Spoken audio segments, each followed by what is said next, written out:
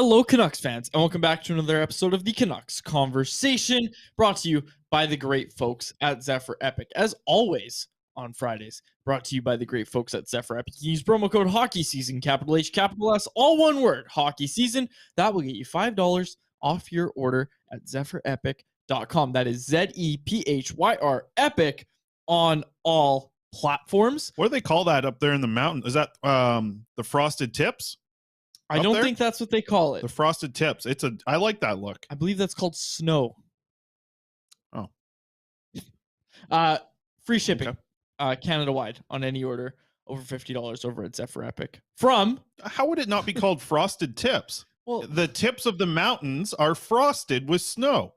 You could call it that. Those are frosted tips. The old frosted tips, they got retired in the 90s. You never had frosted tips? Oh, yeah, right? Dude, I had frosted tips. Do we have photos of that? Yeah, of course. My mom was a hairdresser. She owned a barber shop when I was a kid. Could we share My first job, I was sweeping hair and getting paid $2 an hour plus tips. That's where I made all my money. And then I'd go buy Pokemon cards right across the road there. They had the sports card alley. Still running as far as I know in Nanaimo. Somebody let me know in the chat. Is Sports Card Alley still open right there by the Landlubber? Good folks over there. You know, I bought about 300 Canucks cards like 5 years ago. Guy gave it to me for like $20. Wow. Yeah. Oh, I remember this. Yeah, remember? You've seen the box? Yes. There's some Matthias Olin cards in there. There's a lot in there. A bunch of fun stuff. People are already in the chat. What the hell is Quads doing here? Yes. So on Wednesday, I had to miss the show. So Harmon filled in for me on Wednesday. And we don't pay Harmon to come in more than once a week. We could. Well, no, we couldn't actually. No, we couldn't. No, we could not afford that. So I'm here on a Friday, which I'm not too upset about. I am missing the Padres Mariners game, which I was watching right up until we started. Also, those are called snow caps, by the way. Frosted tips. Okay. But if I lean my head the right way. Frosted tips. Corey Anderson jumped in the chat and said, sadly, I spent a few of my years with those frosted tips. It was a dark time. And Lisa, it was a good look for a little bit. Lisa pointing out that I'm wearing my Mariners hat. Seattle Mariners, San Diego Padres in action. And I watched the first three innings.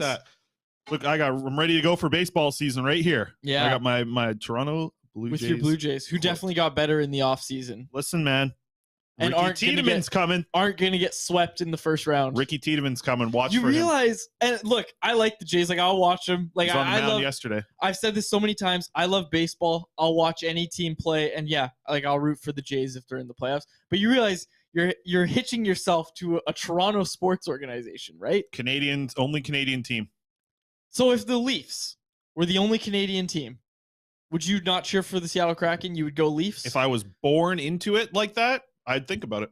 If as Sportsnet makes you believe that the Leafs are the only team in Canada? Here's another hypothetical for you. Say they brought all the best athletes in the world together every 4 years and made them play this game of hockey, and they played against countries. They were separated into countries. Who'd you be cheering for?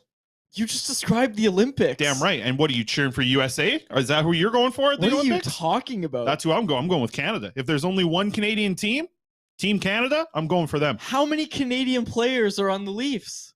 Couldn't tell you. Doesn't matter. I'm saying if there's only one availability and one of them's Canada, I'm taking that team. Who am I cheering for in the World Cup? Canada. Because it's the country itself. That's what I'm saying. And the country itself, if it's only got one team in the... I get it. No, I get it. I'm doing a bit, but I get it. I get it. Here's the other thing, though. The NBA, I like the Raptors because the We the North thing was cool.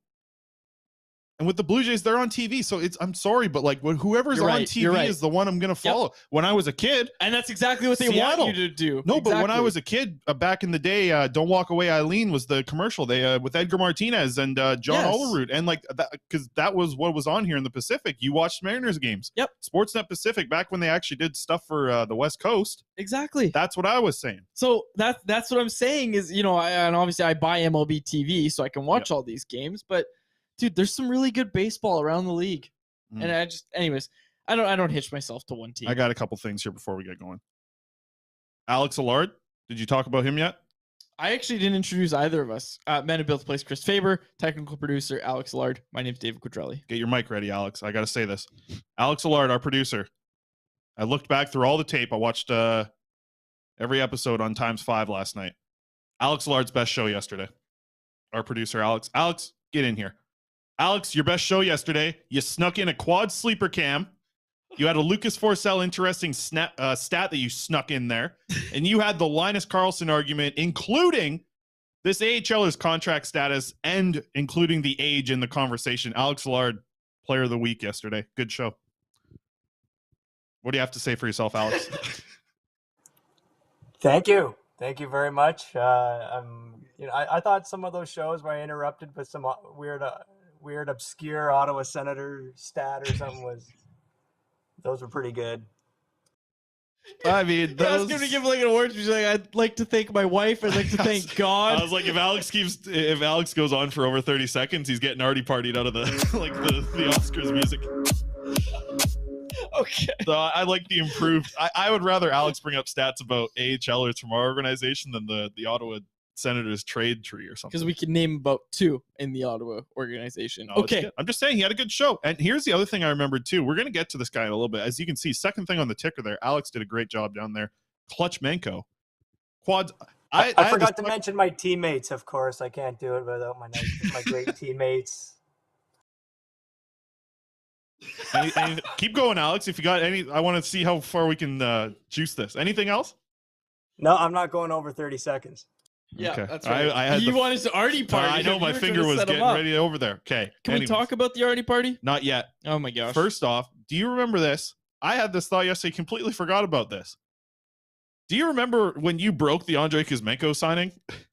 I do, yeah. I just had that thought yesterday. It was funny. I was looking back at Kuzmenko stuff, and he has a game yesterday, really good game. I forgot that you broke the story off of an Instagram post of the signing. So well, I was looking technically, back, he broke it. I brought it to Twitter. Yeah, that's got to be one of your bigger liked tweets. And then I was thinking about this. I was wondering, what are the most liked tweets we've ever had? Can you remember one of yours? I don't think you can look. You might be able to sort through it. I've had a couple go over 1,000. I've never had anything crazy past that. I don't know. Yours was over 1,000 for the Kuzmenko one. Yeah, that sounds. So that's right.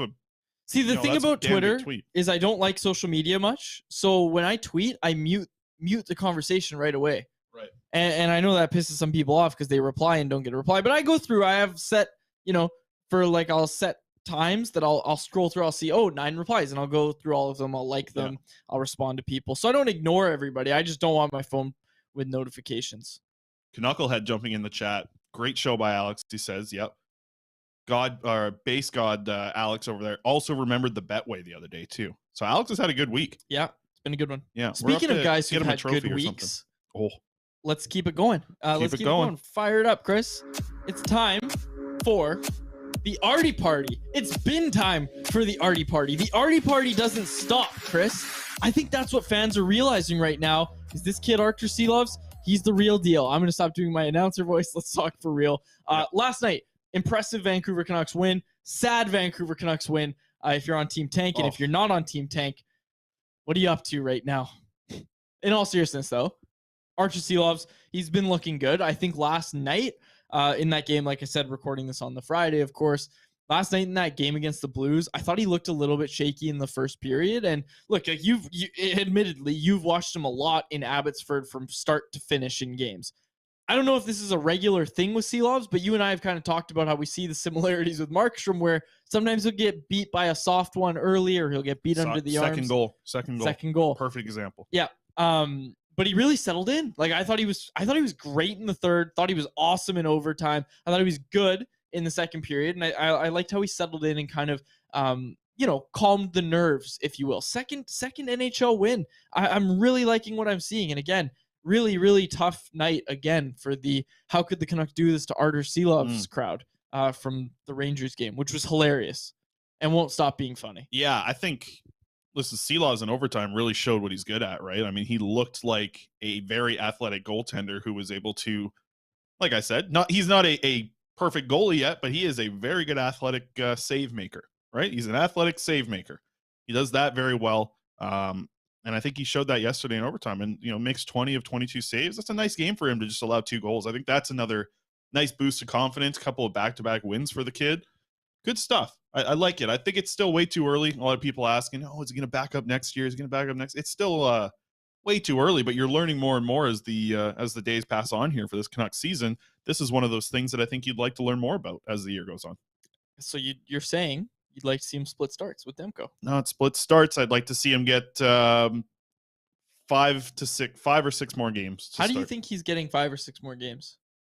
You put him in a game here and there. You go see him in the morning. You say, Arty, you're starting tonight. You're right. We're not going to start this again. You're right. Yep.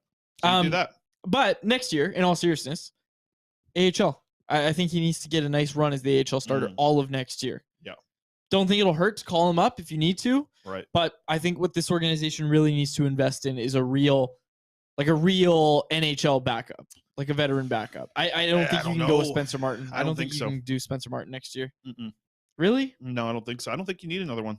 Do you think? Listen, I know Spencer Martin's had a tough start. The Canucks really believe in this guy. He's going to need some work with Ian Clark. He's going to have to figure some things out. He's not going to be like he was last year. He's not going to be like he was this year. I think next year he's a different goalie. He maybe meets somewhere in the middle. He's already had the hot porridge. He's had the cold porridge. He's sat in the big chair. He's been in the small chair.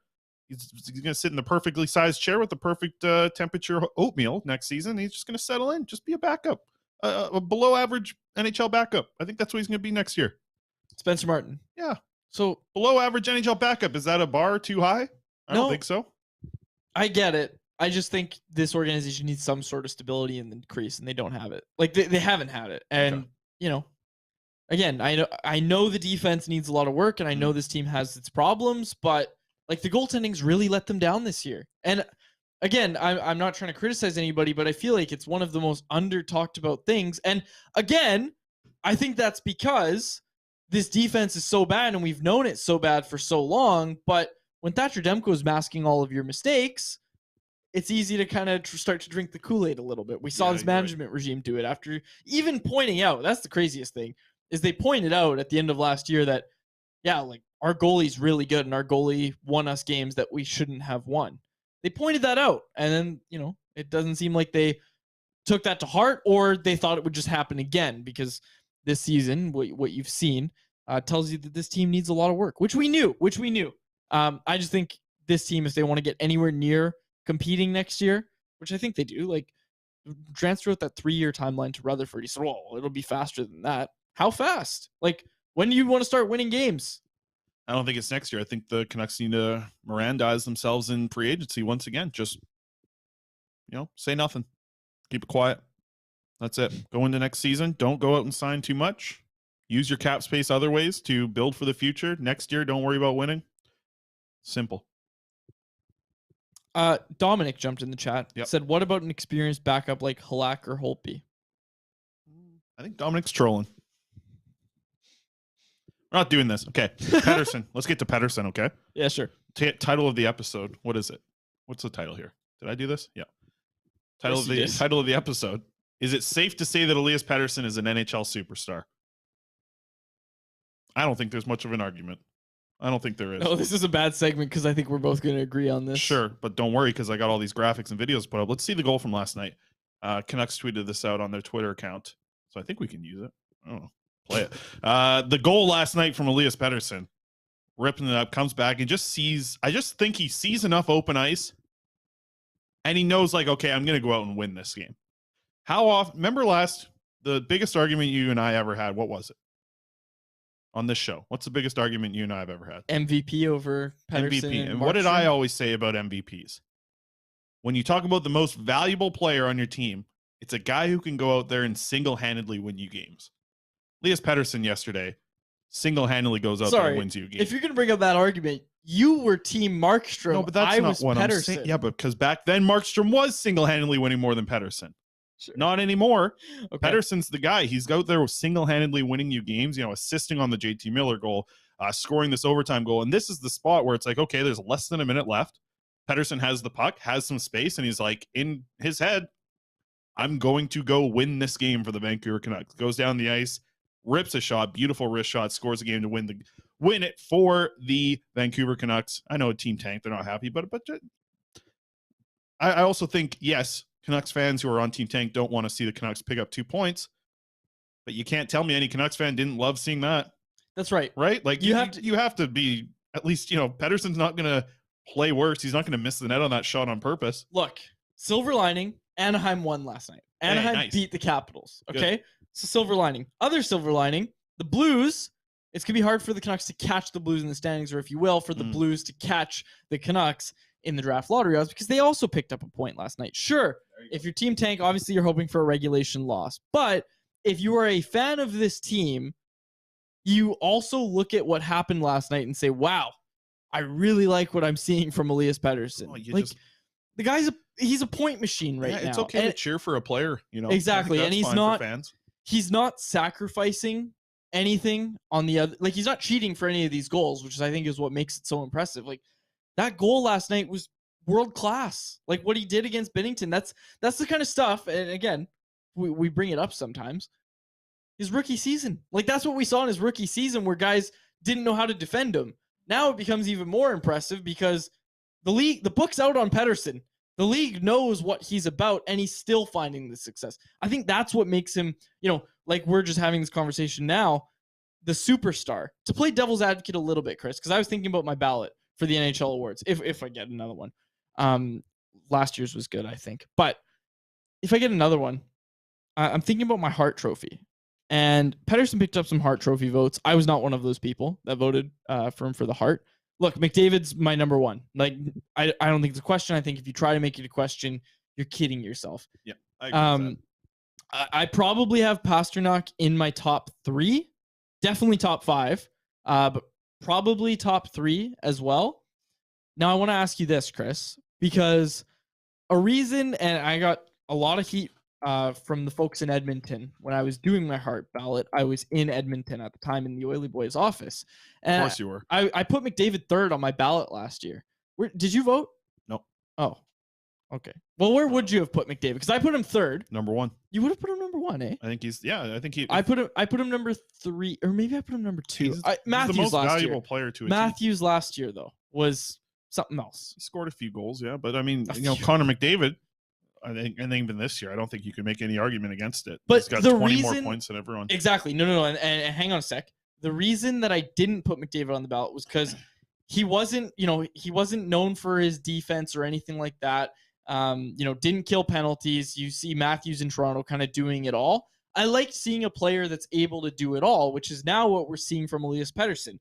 The only reason that I wouldn't have Elias Pettersson in my top 3, despite him being top 5 in scoring in the league or whatever it's going to be by the time the season ends. And I know that's quite a prediction, but on a points per game basis, I think he's 4th right now, or 5th, something like that. Here's a question for the chat. And let me finish my point. Yep. My point is, I have reservations because he's not playing against top competition.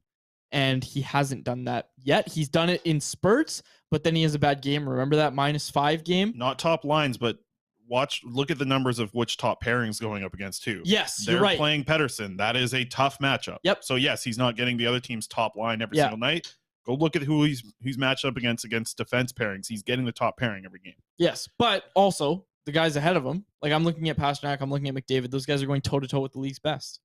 Like, that's just how it is. True enough.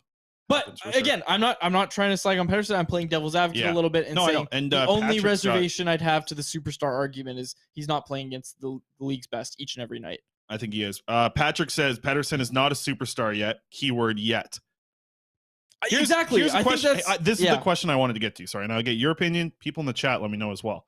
How many superstars are there in the NHL? I'm not like saying to name them off. Just like give me a number of how many. What's going on over there?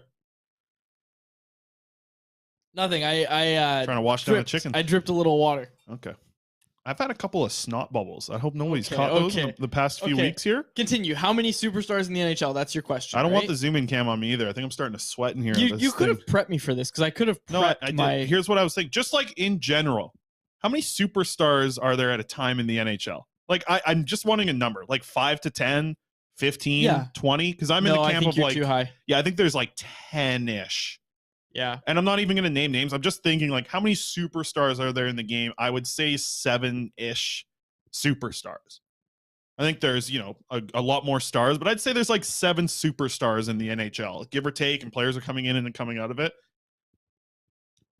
Pettersson's been a superstar since Rick Tocchet took over. What defines a superstar? I'll tell you what I think. I think points is, go ahead. Fans of visiting teams are coming to watch you play. There's a reason people come out to watch the Penguins play. There's a reason people, especially now, come out to watch Alex Ovechkin play when the Capitals are in town. I'll say this then. I go, I'm in the press box for all the games. The games I'm excited to watch other teams play. Like I like a lot of other teams to watch them play and see what they do so well. The only player I'm going and I'm very excited to keep my eyes on is Connor McDavid. Like he is the only one I think in the NHL that is like, well, hey, I have a great opportunity to see Connor McDavid tonight.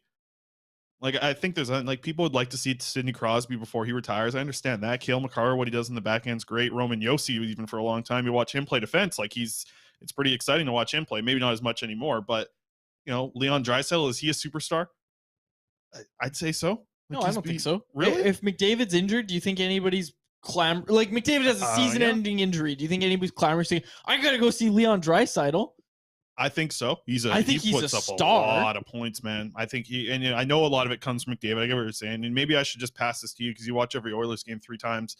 I know you and your Oilers Nation fans, but everyone in the chat saying Dominic says 5 to 7, Corey says 10ish, Knucklehead says between 5 and 15. So like some interesting number. I feel like we're around the same area, like 7 to 10, right? Like that feels like the area. Let's look at Pettersson's last 10 games. Over the past 10 games that Pettersson has played, 9 goals, 10 assists over his last 10 games. And this is what he's done since the coaching change. Okay, since the coaching change happened, no player in the NHL has more points than Elias Pettersson since Rick Tocchet took over on January 24th. So yes, you could make the argument. It's like, oh, but that's only, a 12-game sample size. He's also the leading scorer at 5-on-5 for forwards. I don't think there's much of an argument. He is one of these superstars in the NHL. He is what you would probably call like a budding superstar. Like he's been coming up into that role, but he's absolutely earned that respect this season. If you're looking at this season, who the superstars are, Elias Pettersson, like look at the last 10 games here. You're looking at a 3-point night, a 5-point night, a 2-point night, another 3-point night, another 2-point night, 2 goals, multiple goals 3 times in the last 10 games. He's absolutely a superstar. People are coming out to watch a guy put up 5 points in a game. You're not going to see that from just every average NHLer consistently. How many times have he done that this season? I almost feel like to be a superstar, the booking needs to be out on you league-wide. Like people around the league, fans need to just know who you are. And someone brought up a good point in the chat. I want to find it here. Ryan Simpson said, hardest shot contest cemented EP40 as a superstar. Everybody got to see him. Yeah, that's a good example because think about it. I think there's a very different conversation we had about guys that should be in the conversation for the Hart Trophy, like you said, MVP, and this is voted on by y'all. I guess me too. I didn't get to vote last year. But, voted on by the writers, or the difference between being in the Hart Trophy conversation. How many words did I think I put 3 words together there. The difference between that and being a superstar, I think there is something. I don't think that every superstar will be in the conversation for the Hart. I think it's tough for Pettersson to be in the conversation for the Hart because the Canucks aren't winning. So if you're not in the conversation for the Hart, doesn't mean that you're not a superstar. I think that's where Pettersson's at right now. You put Pettersson on a playoff team, he is 1,000% in the conversation for the Hart, right? Like imagine if he was the one on Boston leading the way. I don't even want to imagine this, but if he was on a playoff team leading the way as that team goes to the playoffs, you are 100% putting him in the conversation. You can't do it with the Canucks. Nathan brought up a good point in the YouTube live chat here. He said, a superstar player is one that elevates everyone's game around him, also attracts fans, like Quad says, increases franchise value, the pure will to win mixed with dominant stats. And hey, I think he's really close to being that. Like we got a small glimpse this season of what this team looks like without Elias Pettersson. It ain't pretty. Like, you notice it all over the ice when Elias Pettersson's out of this team's lineup. So, again, I think if we're going off what I just said about a superstar, about how fans of visiting teams, not just fans here, because obviously fans here know about him, are coming out to see him, right? To see him play. I think a full season of what Elias Pettersson's doing right now and what he has done this season, I would consider this a full season if he keeps it up down the stretch run here. Starting next year, Elias Pettersson is a superstar. Like fans around the league, here's my question: are going to come out to watch this your guy thing play. there. How many, legitimately? Because I think there's only one that you're like, hey, I need to pay $100+ to be in the building to watch this guy play the game of hockey. I don't think there's more than Connor McDavid. That's just my feeling about the league. Sidney Crosby, Alex Ovechkin, Connor McDavid. Those are 3 off the top of my head. I would also put Nate McKinnon in that conversation. I have time for McKinnon. I have time for Cale Makar. But here's the other thing. Okay, with what? Well, it sounds like you're about to say, I don't have time for Sidney Crosby or the guy who's Here's the chasing difference. Gretzky's goal record. Okay, here's the difference. Yes, he's chasing Gretzky's goal record. That's an incredible thing to be in the building for and see that, but that is a story. That is not the play that he's doing directly on the is He's scoring goals. sure, but is Alexander Ovechkin like the best player, one of the best 7 players in the NHL right now? I don't think so. No, but that's my point, is that doesn't make you look. Austin Matthews was the best superstar. player in the league last year. I don't think he's a superstar. Oh, last year you would say he wasn't. Now you want to add a superstar to the conversation? I think Matthews could be in the conversation. I think we have different descriptions. I think and everybody definitions does. Yeah, I think of what a everybody superstar is, because I don't think you can be a superstar one year and then the next year, because you go down in scoring, you're not a superstar. I think it depends. That's why I said. That's why when I started this whole conversation, I said, like, how many superstars are in the NHL? Does it add every year until they retire? There are stars every Right. year in the league, but if you're a consistent star, you're a superstar, I think. Mm. And that's why I think Pettersson, after this year, can get there if he keeps So it up. as soon as he becomes a superstar, he's never not a superstar. I think he was a star in his rookie season. I think other than that 1 year where he just kind of started slowly, I think he's been a star. Like, he has been. And now he's doing it over a full season. Now he's doing it with an increased role. He's still young, right? That's 3 seasons. Mine kind of rotates. Like I look at superstars almost not in the same way, but in a similar way to like all-stars. Each season has some superstars. And yes, you can carry over like your superstar talent from last year. It's not like McDavid's going to disappear off the superstar list, but like, to me, like what Tage Thompson has done this season, he's been one of the superstars of the NHL this year. I don't think anybody can make an argument against that. David Pastrnak putting up what he's doing in Boston, he's been an absolute superstar in the NHL this year. Yeah. I think it can change. This conversation's going downhill in a hurry because it took us 20 minutes to realize that we're on different definitions here. Because I think everybody is. Other I think it's a fine conversation. I think Pettersson's a superstar. Yep. Here's the thing that I'm wondering about him, and I need to ask him this next time I see him. In the right way, I think this needs to be one-on-one. I'm curious if Elias Pettersson is feeling in a similar way to how he was in the SHL, having that type of confidence with the puck, with the play, with, that's a very different situation because his team was actually winning in the SHL. But I wonder if he has that same type of confidence, but now at an older age, being a little bit more mature and kind of understanding what confidence can do for somebody. I'm curious to see how he's feeling and if he's in a similar mindset to like he was in the SHL as a teenager. Just knowing that because that play yesterday, that overtime goal that he scores to win it, you need some confidence to know, hey, I'm going to beat this player who's chasing me, a little bit tired at the end of his shift, Robert Thomas it was, and then to get around a defenseman and beat the goaltender with the shot from pretty decently far out. You don't do that without confidence. Like, as much as I like Vasily Podkolzin and hope for him in the future, he doesn't have enough confidence to pull that move. Right? Does he? Like, no. Does anybody else? No. When JT Miller's playing good hockey, maybe. But Pettersson did it yesterday, and I think we've seen that enough in overtime this season to be like, damn, the confidence with this kid in himself is very high right now. Dominic brought up a good thing. Zegras lost his superstar potential a few weeks ago. Yep. Zegras was fun. He's fun to watch. Yeah. Kind of strikes me as not the best dude. No, I never thought he was a superstar anyways. He did some cool stuff. He did do cool stuff. He's cool. Well, I don't think he's cool. I think he does cool stuff on the ice. No, that's true. Yeah, he does cool stuff on the ice. So Corey says those are basically McDavid, Matthews, McKinnon, and Makar. I mean, that's the thing, but it's like, it's hard because like, are people, like you said, paying for a ticket to go watch Austin Matthews play? I don't know. I don't think so. People would like to see the Avalanche play because they have McKinnon and Makar. I think those two combined give you enough to be like, hey, this is a team worth watching. Like it boosts your franchise value. I don't think it's a little difficult with Boston, but a team playing that well, you want to see what they're doing. You want to see them play. But the only player I would pay out of pocket to simply watch that player, it's McDavid. That's it. Maybe Pettersson gets there eventually. I don't know. And no Crosby or Ovechkin, eh? No, I think it's different, though. It's different. It's because of the legacy of them as like a superstar over their career. Right? And that's the way that I think that's what we're looking at differently. I know, but he's a legacy superstar. Both of them are. But, I think they're both playing really good hockey this year, too. Don't get me wrong. Yeah. But I don't put them in that top 7 of like, these guys are the best players in the league. Crosby, you could start to make it like he's had a really good bounce back. Yeah. I think the superstar list can change throughout the seasons. And I think the star list can. Because I think that's the other thing. Superstar and Hall of Famer, two very different things. Sure. If sure. you're a superstar, you're probably a Hall of Famer. If you were a superstar for a handful of years in the NHL, you're probably a Hall of Famer. Not every Hall of Famer was a superstar. Nathan's jumped to the chat. It sounds like Faber's just saying he doesn't love hockey anymore. Listen, man, I've seen a lot of hockey this year. Okay. I do love hockey. Let's move on because this is supposed to be about Arturs Silovs. So let's move on. I know. I had to sneak it in here at some point. Kuzmenko. Yeah, you want to talk about Kuzmenko? Last 5 games, what does Kuzmenko look like, Quads? Good. He's played well. Nope. They got an update in Call of Duty, the anti-tank thing. Did you see this?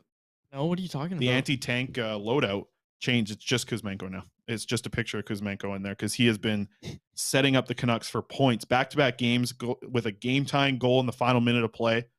Let's look at this last 5 games here. Kuzmenko's last 5 games. I think we got it.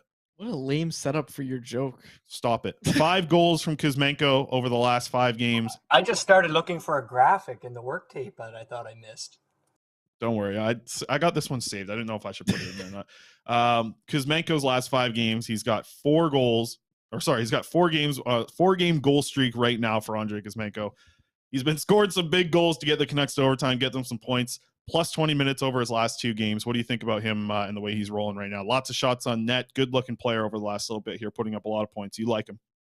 Yeah, I think he's a good player. Is he too good though? I'm not gonna come rain on the parade, but look, like we were calling for them to flip Kuzmenko at the deadline 100%. and to trade him for a first-round pick. And while it's fun to watch Kuzmenko play the way he has lately, right? And he's, you know what? I'll even entertain the idea that he's probably someone you do want around when this eventually does turn around. Sure. Right? Like, look, this management group has gone out, they've gotten their guys, and all of the guys they've gotten, except for Riley Stillman, who of course was a cap dump. Yep. All of the guys that they've gotten have been pretty solid. Anthony Beauvillier, you can even throw in that conversation. A lot of people looked at that as a cap dump, right? As someone that just made the money work. And while, of course, he did make the money work in the Bo Horvat trade, Patrick Allvin came out and said, I really liked him because I saw him in the playoffs against us, and he was really good. First-round pick, he said. And he worked out well. Like, he's worked out well so far. But that being said, Chris. Because he's playing with a superstar. That being said, on the other side of that conversation, we've had this conversation before, and we were having it off air right before this when we were talking about David Reinbacher, who you wrote about. It's up at CanucksArmy.com right now. We'll get to him in a minute. We were talking about this, Chris, and what we said was, imagine this team with 3 first-round picks right now. Oh. And no Kuzmenko, because you get the first-round pick if you trade Kuzmenko. So you're losing more games, meaning that your pick, the Canucks pick, is probably in the top 5. Yep. Instead of the 6 to 10 range. And remember, there's a big drop-off after 5 in talent in this draft. Everybody talks about this deep draft. Big drop-off in talent after 5. That's what everybody's telling us, okay? You have 3 first-round picks. 1 in the mid-round because you got the Islanders pick, another in the late round, and 1 probably in the top 5 because you're not good enough to win, squeak out these victories with Kuzmenko. But I also don't want to overblow this conversation and get into it too much because the Blues were so bad last night. Like, everybody's like, oh, what a character win for the Canucks. This is a huge win for the Canucks. Look at that. Look at how good Pettersson was. Look how good Kuzmenko was. Meanwhile, Craig Berube's out there talking about Robert Thomas and Jordan Kyrou saying, these guys are my my highest paid players and they suck. They don't have any emotion, he said. He said they don't care about the team. He's calling out his team in unprecedented ways for a head coach. Like, it is hilarious what a loss to these Canucks will do to a team. It's the same thing as the 2019-20 season when the Blues went on to win the Cup, right? Or was that 18-19? Excuse me. Yep. They lose to the Canucks. They have a fight in practice the next day, and then their season turns around, right? Like, losing to the Canucks, it hurts. It hurts. It hurts these teams, especially the Blues, it would seem. But again, I'm not trying to take anything away from the win, not trying to take anything away from Andrei Kuzmenko, the player. Love the player, love the person, even. Like, Kuzmenko's a good dude. He's a good dude to be around. Great dude. And Elias Pettersson as well. Great performance. I think that's the difference. You talked about Berube and the way he talked about his team there yesterday. Yeah. I think that's the difference between a team that really, listen, they came into the season, the Blues likely hoping they could be a playoff team, right? So did the Canucks, but I think things have changed. New coaches come in here. The way that, yes, Tocchet can be like harsh. You know, he called the team soft like very early on in his career. He was speechless in his second game, after playing against the Seattle Kraken. Speechless in that. But I think you can hear the way his message is delivered. And obviously different people are going to deliver a message differently. But I think the thing that I've liked about Tocchet is the way that he's talking about it being a process. It's going to be a long-term thing. You didn't hear that with Berube yesterday. He was pissed that the spot that they're at, it's hard for a coach who probably thought they were going to be in playoff contention to be actually talking about just how bad they were. When the Canucks, they can be bad because, Tocchet can just be like, oh, this is a process, right? Like it's these things we're working on. He has an excuse. That's the difference. Process with Berube. could be, you could set up Tocchet and the team and the franchise as a whole. You could set them up better for that process to be quicker. Yeah, I know what you're saying. Like we were just talking about this 3 first-round picks in this draft. I know. That's how you retool. Yeah. And again, I'm not faulting the player and even the management regime. Like I know they were in a tough spot with that. Like it wasn't as easy as just trade them. Like it wasn't that easy. Tough, and I don't want to oversimplify it. It's just, on the other side of the argument of, it's so fun to watch Kuzmenko play.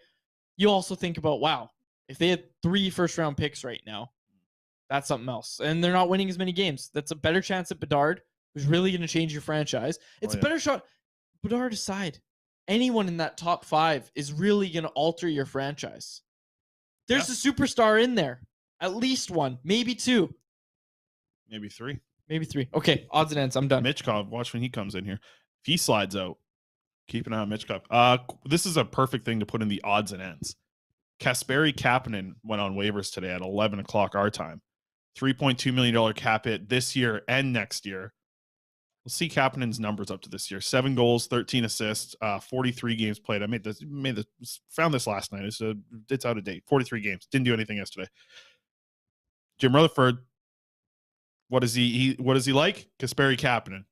You think there's something potentially happening here? That old regime there that's now here in Vancouver. They've got the space to do it. They got the space. They like this guy in the past. They definitely don't have enough wingers. That's the problem. It's like, hey, here's another winger making over $3 million on your cap. That's why it wouldn't surprise me to happen. But listen, 26 years old. Is it worth taking a go at him? Do you think? Like, just put the relationship thing aside. Somebody likely is going to pick up Kapanen, I think. Right? Like, I haven't watched the guy play this year. Obviously, his numbers have dropped off, and he's not really playing the best hockey. But it's not like he's, 43 games into the season with 2 goals. He's doing something at $3 million, probably overpaid. This is probably the type of player you want to get at $900K or whatever, like, league min. But I don't know, man. I think with the past year with this management group, it would not shock me at all to see the Canucks. They're in 6th place right now on the waiver claim list. Wouldn't be surprised to see him. I've seen a lot of people in the replies to the tweet hoping that their team picks up this guy. Like, I know I've seen Ducks fans. I didn't even know there was any of them. They were out on Twitter today talking about the Ducks want Kapanen. That makes sense for the Ducks. Yeah, they need it. That's why I think he might not even get to the Canucks at 6. So we'll see. We'll have to see what happens. It'd just be interesting. $3.2 million cap hit. The Canucks have money. I don't know. If I'm the Ducks, I'm claiming him, but I also wonder if the Ducks are so committed to the tank fair enough that they don't take him. And this would be against the tank too, right? This is you could use that $3 million to go hit the. And when's that going to happen by? When are the Canucks going to start getting their money start tossing that money around a little bit? Some trades get in there. Yeah, 3rd man in. We saw it. We've seen a lot, and Saravalli was reporting it that the Habs and Canucks have both informed GMs around the league that they're willing to. Everybody's willing to do it, man. Be that third Blackhawks team. Are going to do it. The Coyotes are going to do it. There's going to be a lot of teams taking on that money. They can't take on a $3.2 million cap hit, man. I don't know. They can't. I don't think it's a good idea either. But I'm just saying, I would not be surprised to see it happen. And maybe they like this guy. They like his speed. They like all that stuff about Kapanen. Odds and ends. Let's go. David Reinbacher. Let's get this video up, Alex. It's like 2 minutes long. You can just play this thing, just run this thing a little bit. The article, it's up on Canucks Army right now, right? Is it up there? Yes, it is. About time. I wrote that 3 weeks ago. Reinbacher's up now, watching this kid play. Listen, right shot defenseman, 6'2". I think he's going to be a top 10 pick.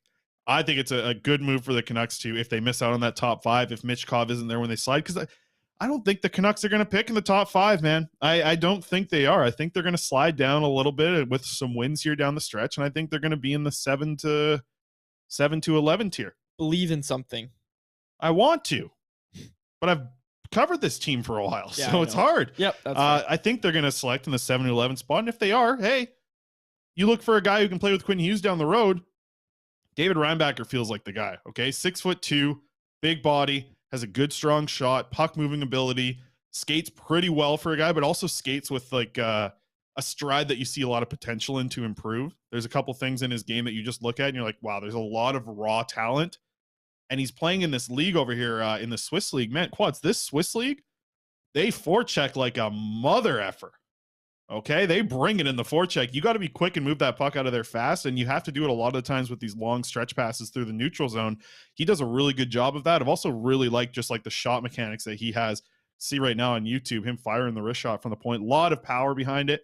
Has some really good plays. I think he's a very confident right shot defenseman. I've also been watching Axel Sandin Pellikka for the last 5 days or so, and like a lot of games. I started actually just watching with his most recent games and working my way back.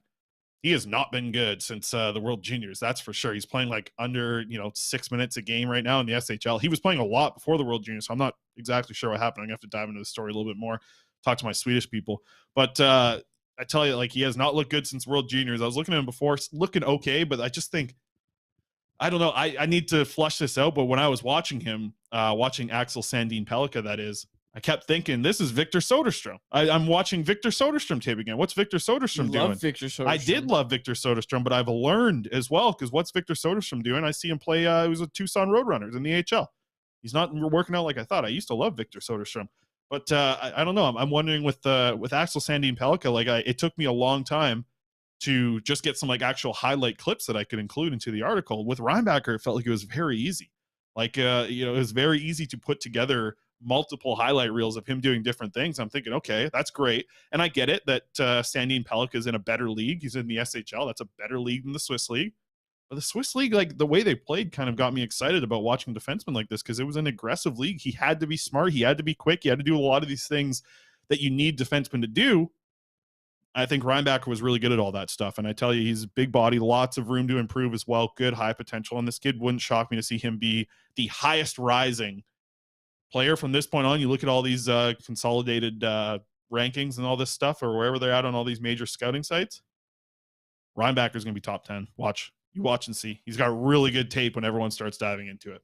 I got to see it because I edited your article. You got Looks to see promising. I just thought about this today. Like I said, here's a couple of really ideal situations that I think are actually realistic for the Canucks. Okay. You take Reinbacher at 8th overall. You take Axel Sandin Pellikka at 15th overall with the Islanders pick. Dude, that's it. Just do it. 2 right shot defensemen. You don't need the best player available. You don't need another winger at this point. I know that these guys may not be the highest rated player you have in your system, but the only time you can get right shot defensemen of this type of potential are in the draft. You cannot trade for these type of players. You cannot sign these type of players in free agency. You need to draft them. So yes, you want to take the best player available. And if Michkov is there at 8, you 100% take him. He is the best player available. Take him. But if not, I think Reinbacher is at least in the conversation to be the best player available in that spot. And he's at a very premium position. Go for him there. And then 15th overall on, it's not best player available anymore. Everyone said best player available with your first round pick. It doesn't need to be after 15. After 15, you go with whatever works the best. You have a lot of players highly talented. You obviously don't reach a ridiculous amount, but you know who reached a ridiculous amount, it felt like? The Red Wings when they got Mo Seider. And look how that's playing out. That's playing out excellent for them. Look at how good that guy is on the back end. He's incredible.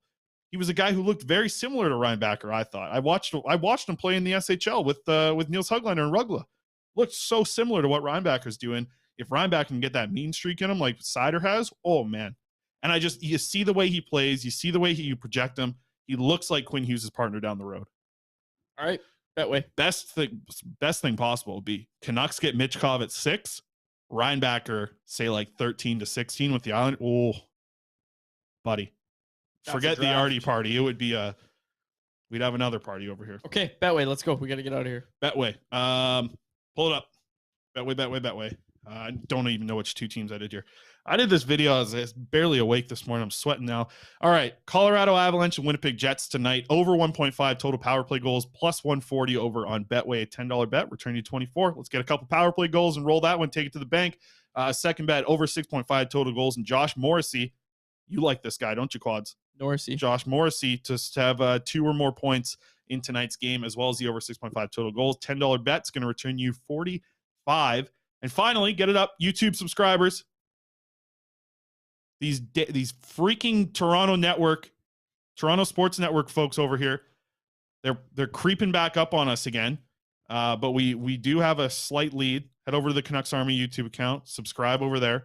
19 plus to play at Betway. If you choose to play, please play responsibly and subscribe to the Canucks Army YouTube You got to be channel. 19 months or older to subscribe to the YouTube channel. Please get your kids on there. Text your aunts. Check it out. Tell your uncles. Check it out on YouTube, folks. Yeah, your cousins, everything. All right, signing off for now. We got to get going. I really got to get going. Subscribers, yep.